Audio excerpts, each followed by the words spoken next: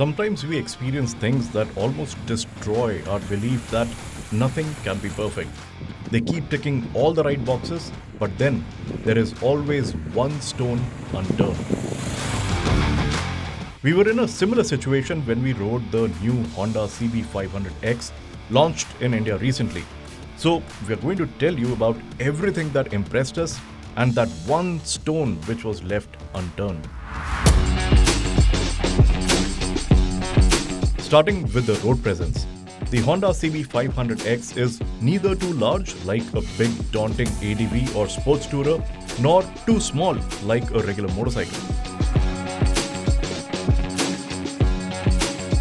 It looks like a proper adventure motorcycle with great proportions, but it is not intimidating, and the CB500X is friendly and inviting even for beginners.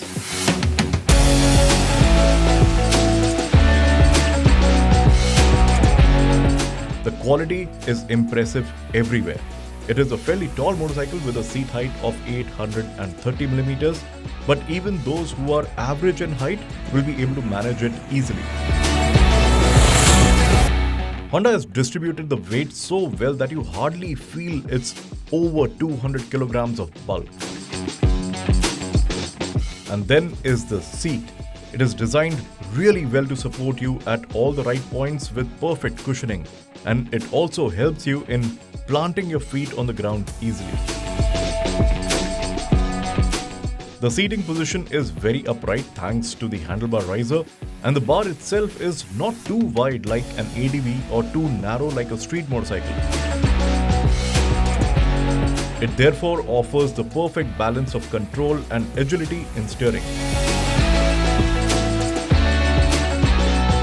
Footpeg placement is slightly rearward, but the overall seating geometry offers a perfect all-day riding posture.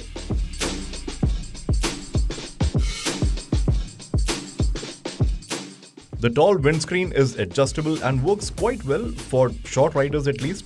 You can adjust the screen vertically, sliding it up and down with the help of an Allen key.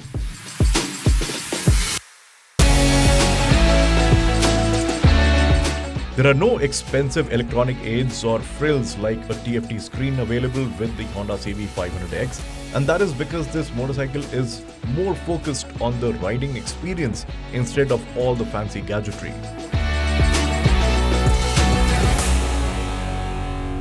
But one thing we really did not understand is why the CB500X does not have selectable torque control, which is available even with the much cheaper Highness CB350. There is a large LCD screen used for the instrument cluster, which is sharp and easy to read with decent amount of display information.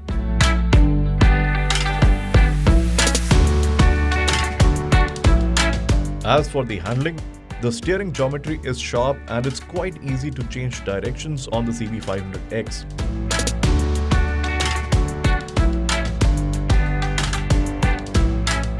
The bike is quite manageable even at low speeds, and the turning radius is also good, making it suitable for Indian city roads and even narrow streets.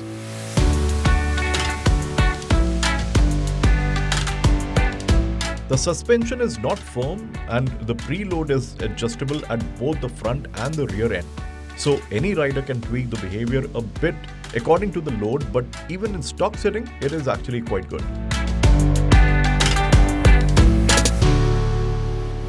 Travel of the suspension is a bit long, which makes the front dive a little when you pull the front brake lever, but it feels pretty confident while changing directions.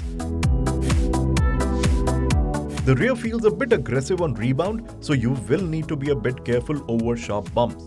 But otherwise, the CB500X is a very confident motorcycle.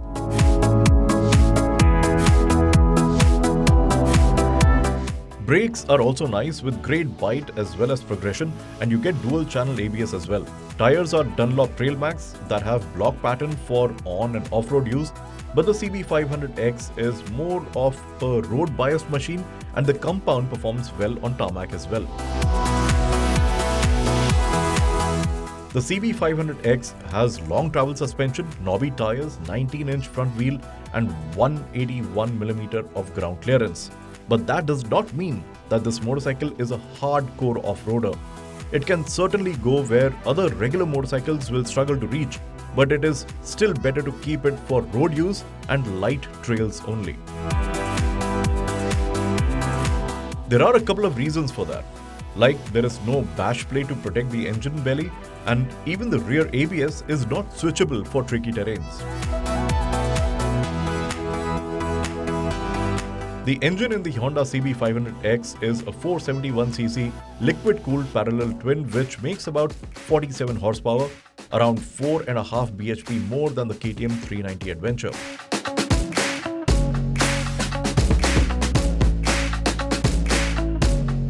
The torque curve is strong and linear throughout the rev range till 6500 rpm, where it delivers the maximum 43.2 Nm of twist force.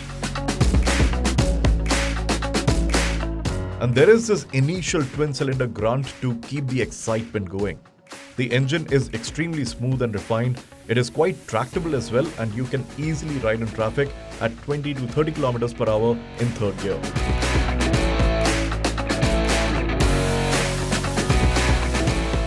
You can in fact shift to 6th at 50 km per hour. You cross 100 km per hour mark at just about 4000 rpm, and you can cruise at 120 km per hour all day long without any discomfort. We did not have the right conditions to test the top speed of the motorcycle, but the way the motor behaved, it should be over 180 clicks easily. The 6-speed gearbox is also slick and the ratios are perfect for Indian riding conditions. There is assist and slipper type clutch for quick and smooth shifting, and the clutch feels quite light as well. So the Honda CB500X is comfortable, it has more than enough performance for our riding conditions, it can go places, it is fun to ride. So what is the negative? The negative is its pricing. The ex-showroom price of the CB500X in India is a pinch under 7 lakh rupees, which is a lot for such a motorcycle. It should ideally have been a couple of lakh lower than that. At the current price of the CB500X, you get options like the Kawasaki Versys 650, which looks bigger, which has more premium feel, it has more equipment and offers much more power and torque as well. Or there is a KTM 390 Adventure which costs less than half compared to the CB500X, and again you get extra equipment as well with the 390 Adventure. So, a great all-rounder with amazing riding experience and versatility, the CB500X is a motorcycle which we all would love to have in our garage. But the price is a massive dampener.